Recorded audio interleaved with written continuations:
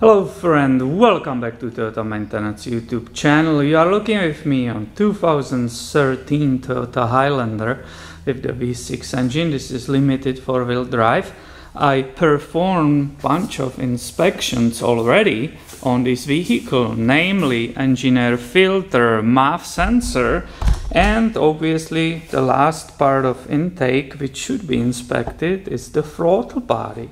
Let me show you basically how easy, how fast you can do it on the truck like this, right? Throttle body is right here, and there is that intake pipe, right, which is held with one clamp on the airbox and one on the throttle body. So let me just loosen this. I'm using Phillips screwdriver, right? Just a simple tool which everybody owns. And when I loosen this clamp enough, right, which that should be enough, I should be able to have enough space to pull that intake towards to myself and be able to evaluate the throttle body. It's a little bit stuck on it, so I will need a little bit more wiggling. I guess it was never open before. And I should have been patient because it gave up immediately after I stopped the camera rolling.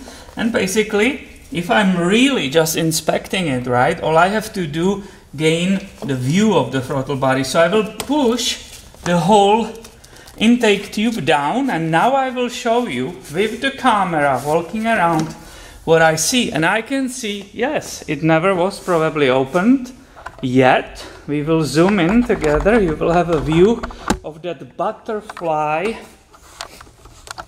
valve which is inside, right? So here we go, and let's zoom in.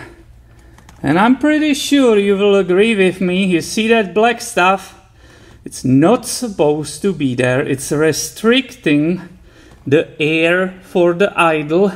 And that's definitely in front of the butterfly valve. It's behind it. So this throttle body absolutely needs some cleaning. Definitely, as I said, I'm doing a bunch of inspections here. I got this car first time from this customer. So I want to give them, you know, the idea about the health of the whole thing.